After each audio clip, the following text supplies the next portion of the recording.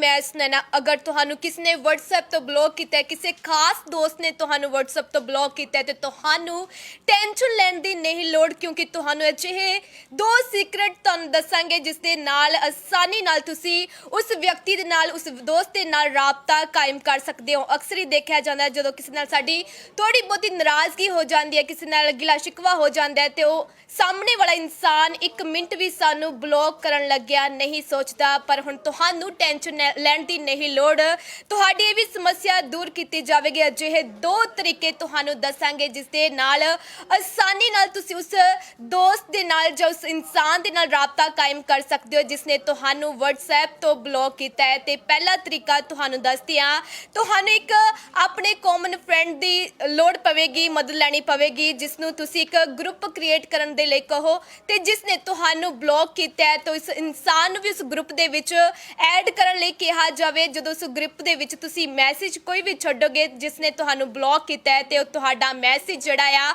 ਉਸ ਇਨਸਾਨ ਤੱਕ ਪਹੁੰਚ ਜਾਵੇਗਾ। ਅਗਰ ਤੁਸੀਂ ਚਾਹੁੰਦੇ ਹੋ ਕਿ ਕੋਈ ਤੀਸਰਾ ਪਰਸਨ ਨਾ ਐਡ ਹੋਇਆ ਜਾਵੇ ਤੇ ਉਸ ਨੂੰ ਰਿਮੂਵ ਕਰਨ ਦੇ ਲਈ ਵੀ ਕਹਿ ਸਕਦੇ ਜਿਸ ਨੇ ਗਰੁੱਪ ਕ੍ਰੀਏਟ ਕੀਤਾ ਹੋਇਆ ਹੈ। ਅਗਰ ਤੀਸਰੇ ਪਰਸਨ ਦੀ ਤੁਸੀਂ ਕੋਈ ਇੰਟਰਫੇਰੈਂਸ ਨਹੀਂ ਚਾਹੁੰਦੇ ਤਾਂ ਇੱਕ ਹੋਰ ਤਰੀਕਾ ਹੈ ਜਿਹੜਾ ਕਿ ਦੂਸਰਾ ਤਰੀਕਾ ਹੈ। ਤਾਂ ਉਸ ਤਰੀਕੇ ਦੇ ਨਾਲ ਤੁਸੀਂ ਅਜਿਹਾ ਕਰ ਸਕਦੇ ਹੋ ਕਿ ਇਸ ਟ੍ਰਿਕ ਦੇ ਵਿੱਚ ਤੁਹਾਡੀ WhatsApp ਚੈਟ ਖਤਮ ਹੋ ਸਕਦੀ ਹੈ, ਨਾਲ ਹੀ ਤੁਸੀਂ ਸਾਰੇ ਗਰੁੱਪਾਂ ਤੋਂ ਰਿਮੂਵ ਵੀ ਹੋ ਜਾਵੋਗੇ। ਤੇ ਪਹਿਲਾ ਸਟੈਪ ਹੈ ਕਿ WhatsApp ਖੋਲੋ ਤੇ ਸੈਟਿੰਗ ਤੇ ਜਾਓ, ਇਸ ਤੋਂ ਬਾਅਦ ਅਕਾਊਂਟ ਆਪਸ਼ਨ ਦੇ ਵਿੱਚ ਜਾ ਕੇ ਡਿਲੀਟ ਮਾਈ ਅਕਾਊਂਟ ਤੇ ਕਲਿੱਕ ਕਰੋ। ਤੇ ਦੂਸਰਾ ਸਟੈਪ ਇਹ ਹੈ ਕਿ ਆਪਣੇ ਫੋਨ ਤੇ ਐਪ ਨੂੰ ਦੁਬਾਰਾ ਇੰਸਟਾਲ ਕਰੋ ਤੇ ਇੱਕ ਵਾਰ ਫਿਰ WhatsApp ਤੇ ਆਪਣਾ ਅਕਾਊਂਟ ਬਣਾਓ।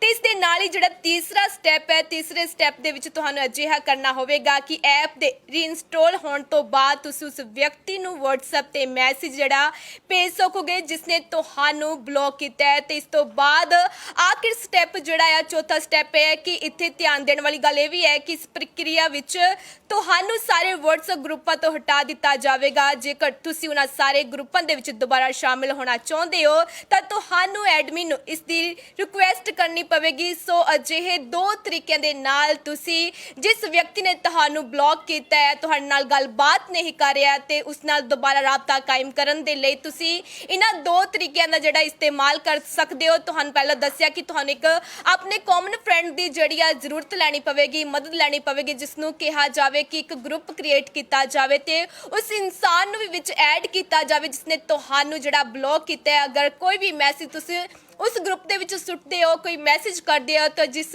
ਵਿਅਕਤੀ ਨੇ ਤੁਹਾਨੂੰ ਬਲੌਕ ਕੀਤਾ ਹੈ ਉਹ ਮੈਸੇਜ ਜਿਹੜੇ ਸਾਰੇ ਉਸ ਤੱਕ ਵੀ ਪਹੁੰਚ ਜਾਣਗੇ। ਤੇ ਇਹ ਵੀ ਕਰ ਸਕਦੇ ਹੋ ਜਿਸ ਨੇ ਗਰੁੱਪ ਕ੍ਰੀਏਟ ਕੀਤਾ ਹੈ ਉਸ ਨੂੰ ਰਿਮੂਵ ਕਰਨ ਲਈ ਵੀ ਕਹਿ ਸਕਦੇ ਹੋ। ਤੇ ਦੂਸਰੇ ਸਟੈਪ ਦੇ ਵਿੱਚ ਤੁਹਾਨੂੰ ਦੱਸਦੀ ਹੈ ਕਿ ਦੂਸਰਾ ਤਰੀਕਾ ਕਿਹੜਾ। ਅਗਰ ਤੁਸੀਂ ਤੀਸਰੇ ਵਿਅਕਤੀ ਦੀ ਕੋਈ ਇੰਟਰਫੇਰੈਂਸ ਨਹੀਂ ਚਾਹੁੰਦੇ, ਤੀਸਰੇ ਵਿਅਕਤੀ ਨੂੰ ਸ਼ਾਮਿਲ ਨਹੀਂ ਕਰਨਾ ਚਾਹੁੰਦੇ, ਸਿੱਧਾ ਹੀ ਜਿਹੜਾ ਵਿਅਕਤੀ ਤੁਹਾਡੇ ਨਾਲ ਨਾਰਾਜ਼ ਹੈ ਉਸ ਦੇ ਨਾਲ ਰਾਬਤਾ ਕਾਇਮ ਕਰਨਾ ਚਾਹੁੰਦੇ, ਤਾਂ ਦੂਸਰਾ ਤਰੀਕਾ ਇਹ ਹੈ ਕਿ WhatsApp ਖੋਲੋ ਤੇ ਸੈਟਿੰਗ ਤੇ ਜਾਓ, ਇਸ ਤੋਂ ਬਾਅਦ ਅਕਾਊਂਟ ਆਪਸ਼ਨ 'ਚ ਜਾ ਕੇ ਡਿਲੀਟ ਮਾਈ ਅਕਾਊਂਟ ਤੇ ਕਲਿੱਕ ਕਰੋ।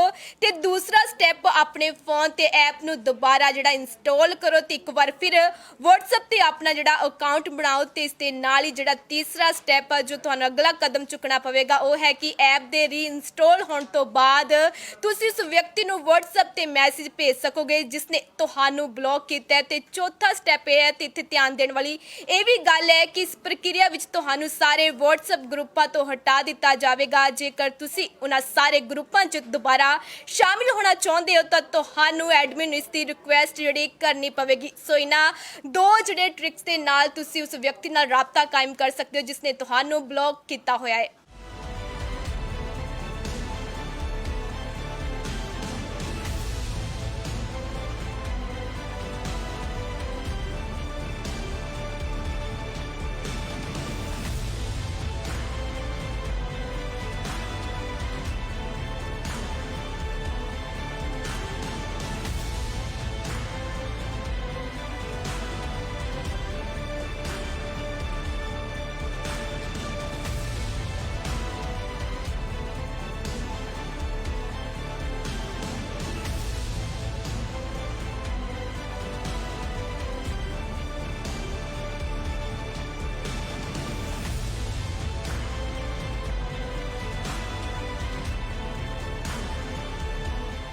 ਸਤਿ ਸ਼੍ਰੀ ਅਕਾਲ, ਤੁਸੀਂ ਦੇਖ ਰਹੇ ਹੋ ਡੇਲੀ ਪੋਸਟ ਪੰਜਾਬੀ।